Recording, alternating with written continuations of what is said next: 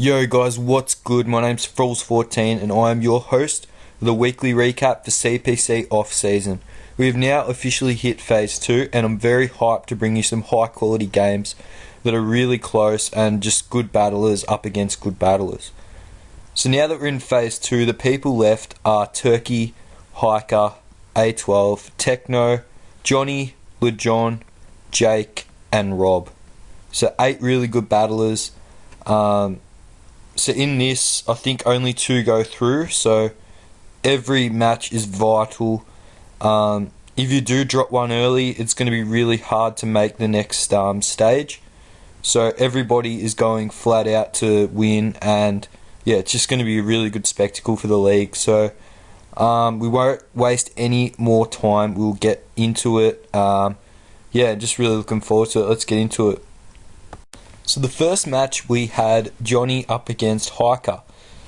So in the pick'ems, Johnny was a resounding favourite. I did pick Johnny myself, but I thought deep down that it was going to be a very, very close game, as they're evenly matched, and yeah, the teams are pretty even, the matchup as well. So we'll get into it. If it works. There we go. So he leads off with Tapu Koko onto Skarm, so he has a very good matchup. He does stay in, which is a bit weird, but I know what he's doing with the Custap, so he gets 2 sets of hazards up. He does sack the Skarmory, but I think it is worth it in the end, as we'll see in the long run, because Spikes and Stealth Rocks does put a lot of pressure on Hiker's team. So here he tries to set up with his Mega Lopunny. So this is genius. It was really good building. He does pack Psychic, but obviously with 2 Cosmic Powers, which he's going to go for, Psychic won't do as much. But Hiker is well prepared and he has Haze, so that was really good. He has Encore. It could have been for the Reuniclus, the Haze, sorry. But either way, it works perfectly. So here he does a really good prediction with Hidden Power Fire, I'd say, which does a fair bit. It could be Hidden Power Ground, but yeah, we won't know. Flash Cannon, obviously he can't do much to the Thunderous, so he's going to switch out here into the Tapu Koko. Can't remember what he goes for a Thunderbolt, which the Tapu Koko takes that very well. He does sack off the Mega Lopunny. I think he must have thought it's the least useful in the matchup for now. As we'll see later, it is a Scarf Gengar, so it's not doing that much to the Zygarde, so obviously he's going to switch out in this. Unicus is a very underrated Leaguemon, so it takes a Zygarde 1000 Arrows very well. He goes through a Dragon Tail just for the Reuniclus setup, so he's really well prepared for a Reuniclus setup or other Mon setup. So here, because of the Stealth Rock pressure, the hazards, Sylveon can take a big chunk to the Aerodactyl, but he's not going to stay in. He goes for a Stone Edge. Reuniclus is so bulky, so it takes it pretty well. But Hiker again is very prepared for setup, so he has Taunt on his Mega Aerodactyl, which was really nice. But the matchup isn't really in his favour here either, so he just sets up his rocks, pretty much sacks the Mega Aerodactyl. The knockoff for a Uniclus in League, you got to hit it really hard before it sets up, so a knockoff Crawdont was really good because Ricepool had no real switch-ins. So here, because of the hazards, Thunderous can now 2-hit KO, so the Kafag can't live another hit. So even though Ricepool's behind here, he still has a fighting chance in the game. So Tapu Koko here, because it's so ridiculous, it takes the Thunderous out with the Thunderbolt, which honestly, it's so powerful.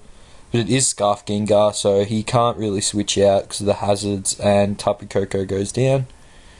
So now, obviously, I think he does sack here. Yeah, he does. He Shadow Balls, so now I can take it out with 1000 Arrows. So it's not looking good for him here, but he does get the Disable, so I think that is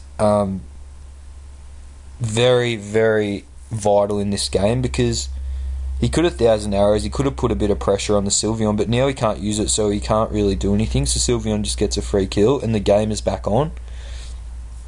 Now Ricepool, Johnny, he did speed creep the Crawdont, so he did very, very well with that, we found out after the game. And now The Klefki is packing Flash Cannon, but it can't do enough to the Sylveon, so he could have taken it out here, but he plays safe with the Wish Protect and all that kind of stuff. And he eventually does take it out with Hidden Power. So that was a good game, a 1-0 to Johnny. He's showing why he's been so good in this league so far and why he's such a good battler. Hiker put up a very good fight. Yeah, just a great battle overall, one of the best of the season so far. So for Hiker, obviously Tapu Koko is a very, very good league mon, so it got 3 kills and it's put in a bit of work for him this tournament, or league, whatever you want to call it. Crawdonk got an important kill. For Johnny, obviously Sylveon, it's one of my favourite league mons. It doesn't get as much usage anymore, obviously, because of the buff it got, so to pixelate. But yeah, apart from that, all his mons kind of played a role in his team. Reuniclus walled a lot of Gengar. Scarfed was really nice. And Thundy is always a good league mon as well. And obviously the hazards from the Skarmory at the start probably won him the game in the end. It's pretty hard to say whether that actually won him the game, but I feel it went a long way for him winning the game with the hazard stack pressure. So yeah, good game, boys. It was really good to watch and analyse. So the next game we have Techno versus Jake. So in the pick'ems, it was very heavily favoured in Techno's favour. He's had a really good tournament so far, only dropping 1 game, I think, from memory, maybe 2, but Jake, we all know his potential, but he was a distant second to Rob in the pools. I went for Techno, but yeah, it's a very interesting game, so we'll start off. So he just U-turns out here on the Gliscor, gets his rocks up. Knockoff, obviously it's not doing anything to the Celesteela, and Celesteela is such a good mon, one of the new mons, really getting usage. Obviously, it can't do much to the Gliscor. It is packing Hidden Power Ice and Leech Seed, but Gliscor can't touch it. So, either can Metagross really, so unless it's packing Thunder Punch. So here, he sets up Jake. Techno is well prepared with Wild Charge, but because Manaphy's so bulky, it just takes it so well. He makes a very good prediction here going into the Scald. So Jake switches out into the Metagross, so Techno gets his rocks up, which is handy. So here the Arcanine isn't really an answer to a Metagross because obviously it packs Earthquake, so that goes down. Necrozoma, he goes into a Dark Pulse, so obviously it is Scarfed Necrozoma, so he goes into the Galvantula, which isn't taking a Dark Pulse very well at all. Because Necrozoma is a pretty beastly mon, that's why it's banned in GBA, it's really good. So obviously he's not going to stay in here. He wants to preserve the Necrozoma for the Metagross, Celebi and that. Again, Celesteela is a very good switch into Weavile and Gliscor. So he does take the Metagross out with an Earthquake. It gets a raise in the defense, but here's probably the play that wins Jake the game. Sorry for the spoiler, but yeah, the Z move Gigabolt Havoc, that's just really, really nice building. So here, again, Gliscor is a pretty nice switch into the Mega B.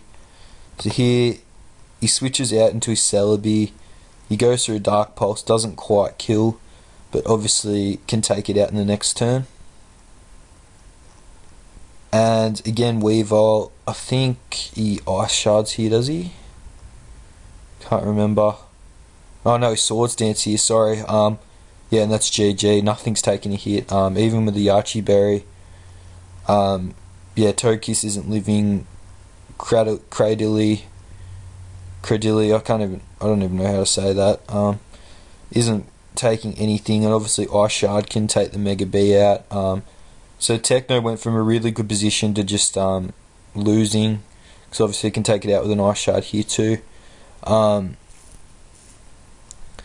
So here, this game was in the balance for a very long time. They both played well in patches, but it got to the stage where Jake used the Celebi Z move. That kind of changed the momentum, and then just one one move set or move pool won him the game with the Weavile setup.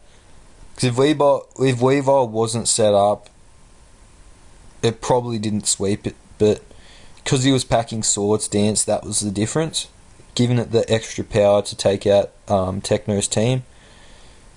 Obviously with Ice Shard, the priority was very nice to take out B and Necrozoma. So yeah, Jake built really well, Techno did as well, but Jake was just a little bit too good in the end.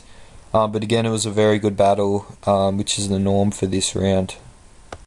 Here's the summary. So obviously for Techno, Necrozoma, as always, as it's so OP, got 2 kills and did very well. Celesteela, another really good new league mon, got a kill. For Jake, Celebi and Metagross got a kill each, but Weavile was just really, really good in this matchup with the 4 kills and the late game sweep, which took Jake to victory. So yeah, again, just very well played by these two. It was a very good game to watch and analyse, as was the game before. So Jake now is in a really good position. Techno's got to win the rest of his games to have a chance, which I'm sure he can do, so he's still not out of it. But yeah, that was just a very big win for Jake and gets his tournament really heating up now. So here the next match, we have A12, the GOAT, versus Lejon. So in the pick'ems, A12 was a very heavy favourite. I think only one person went for Lejon, just because A12's had a really good tournament and he's just very good in league format. This team pretty much fits his playstyle perfectly. He has Diggersby offense, he has trapping mons, and he has his defense of core with his dark mons. So yeah, I thought he was going to be really hard to beat in this matchup. So we'll start off. So he leads off with Crobat. He goes through a U-turn. Unfortunately, it does more damage to himself. So, but he does go into Mandibuzz, which takes a Dragon Claw from Garchomp very well. So he roosts up just to scout if he has Stone Edge. He does Toxic, so Lejon is prepared for the Mandibuzz. The only way a Garchomp can take on a Mandibuzz one-on-one is with Swords Dance, so A12 is packing Foul Play just for that, so Garchomp can't take it out, but eventually he actually does sack the Mandibuzz because of the Toxic and the Rocky Helmet and all that, obviously. So that's a mini win for Lejon to start off with. The Mandibuzz is down, but now he can trap the Garchomp. Sorry, I got a notification, it distracted me. So he gets up his rocks. So the Gothitelle did do a heavy chunk there. Heavy chunk. If I can speak. So now, obviously he doesn't want to keep the Gothitelle up on the Drapion. Does knock off. And this next knockoff kills, which is massive. So that's really good for him. Here's the next set's probably the biggest heat set of the CPC so far. Big call, but I'm calling it. This is pretty cool. He goes to the. I didn't even know it actually got that. Like that's just, and it does even with a crit. It does 92%, showing how fat Blissey is. But yeah, that's just, yeah, that was really good from Lejon. I was impressed by that. And just going off with that damage, I thought Crobat was banded, and then doing 60% to a Thundurus, I definitely think, I haven't checked with A12, but I definitely think it would be banded. He does go for a bulk up, and it is to kill, and now he can take out the Gothitelle as well. So now it's down to Tapu Lele, but because he has a Drapion up his sleeve, it's pretty much, Tapu Lele can't take the Drapion out one shot. Does just over half, and A12 can kill with a Poison Jab. So that was a really good game in the end. Lejon built very well, because he is a good battler. A12 was just typical A12, getting the job done in big situations, in clutch games, so he didn't really even have to use Diggersby at all, so he had that up his sleeve. But yeah, A12, I think he's only lost one match this season. He's looking very good. He's going to be really hard to beat in the next couple of matches because his team is his playstyle, as I said. And yeah, just A12's a god at this format. He's unknown in some circumstances, but I'm sure he'll get the credit he deserves in the future. But yeah, just good game again, boys. Really close game, and yeah, good to watch. So here's the summary. Obviously, Crobat put in a lot of work with 3 kills for A12. It was a really offensive set, I thought. Drapion with the 2 kills also has been very, very good for A12 this season, and Dougie trapping the Garchomp was nice. For Lejon, obviously the Charizard Y set was heat and it got him a kill. Gothitelle got 1 kill as well. But yeah, he did play well, just not quite well enough to beat A12, because A12s are the highest standard in league format. But yeah, just good game, guys. Good luck to both coming up. A12 will be very hard to beat, as I said, in coming up the next few fixtures. So the last game of the first week of Phase 2 is Rob vs Turkey. So again, in the pick'ems, as most of the games were this week, Rob is a very, very heavy favourite. Not to say Turkey didn't have a chance, because he definitely did, but yeah, Rob is just heavily backed in just because of his form this tournament. But in saying that, Turkey's form has been very good as well, so we'll get into it. He leads off Mesprit and Ferrothorn, so they're just going to trade rocks for rocks here, as they both think it's suitable to get up on the field. So he does go into his spinner, but obviously Excadrill doesn't really take on the Ferrothorn very well, so he has to switch out back into the Mesprit. He does go for a Power Whip to get more damage off into the Excadrill. So now Rob's kind of switching around. He doesn't really have much for this Keldeo except fighting types. So he does go for the Drain Punch. He can't risk staying in because of obviously the Hurricane probably incoming, but he does knock off, predicting a switch out to someone else. But Excadrill does take that very well. But he does switch out. He wants to get these rocks off the field, but he just can't because his spinners aren't very well matched against the Ferrothorn. So here Turkey does stay in on a Drain Punch, which is risky, but I guess it does pay off because Toxicroak isn't the most bulky Pokemon, so it is to be taken out by a Gyro Ball. So now Rob goes for a sub just in case he switched out, which would have been nice, but he does go straight for the Gyro Ball, which could kill from that range that it is now. But Rob can take it out with an Hidden Power Fire, which even with the Ockerberry still takes it out. So here he's pretty much sacking off the Mesprit to the Terrakion, because Terrakion's such a threat.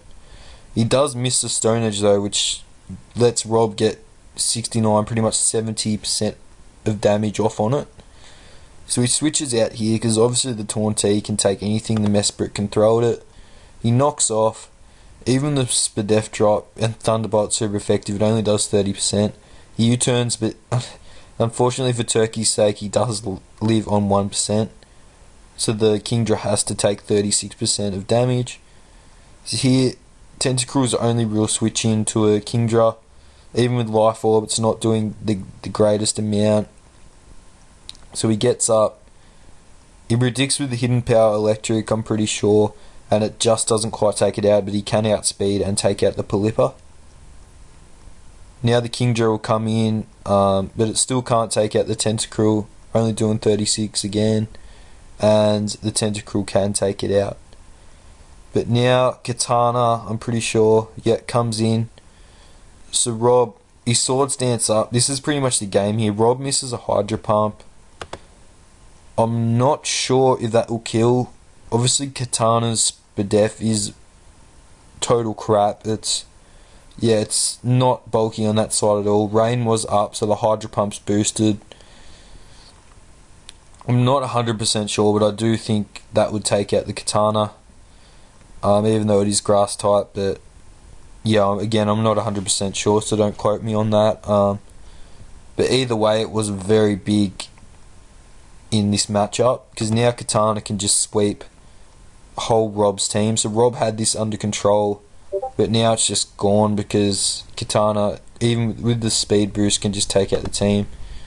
Obviously Keldeo's not living a hit, Excadrill's not living a hit, Mesprit is definitely not living a hit. as it dies to rocks anyway. So that's a good game. A big upset again. We had two big upsets, obviously, with Turkey winning and also, what's his name? Jake over Techno. So, yeah, a few surprises, but you know, at this stage of the tournament, that's to be expected because everyone's of the highest quality. So, the guys that won have put themselves in a very great position, and the guys that are lost have got a lot of work to do. So the summary, so Tentacruel put in a lot of work for Rob. It got 2 kills. Obviously with the Hydro Pump, Miss just sucked for him.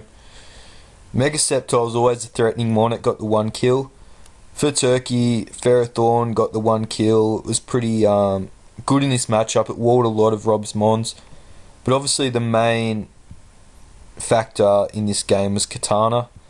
So there's a lot of different opinions on Katana in League and in overall. I know a lot of people that wanted to ban it straight up, and then people now say it's bad, and just everyone's got differing opinions, but this game really showcases how good Katana can be. Obviously with Beast Boost and it's already major attack, if it does get to be in a position late game that it can sweep, then it's going to sweep, and it's very, very hard to stop when the counters are whittled down in HP. And even though it doesn't get the best move pool, it does get enough to hit some Pokemon. And as we know, or as we saw, Rob's team was just too much low HP, it couldn't take a hit. I guess the story of that game was that miss, but yeah, I guess we'll never know if it really mattered. I might check out some calcs on that, but yeah, it's not really a big deal. But yeah, just good game again. Yeah, really high quality matches this week. Yo guys, what's good? My name's Froakies14 and I am your host of the weekly recap for CPC off-season. We have now officially hit Phase 2 and I'm very hyped to bring you some high quality games that are really close and just good battlers up against good battlers. So now that we're in Phase 2, the people left are Turkey, Hiker, A12, Techno, Johnny, Lejon, Jake, and Rob. So 8 really good battlers. So in this, I think only 2 go through. So every match is vital. If you do drop one early, it's going to be really hard to make the next stage. So everybody is going flat out to win, and yeah, it's just going to be a really good spectacle for the league. So we won't waste any more time. We'll get into it. Yeah, just really looking forward to it. Let's get into it.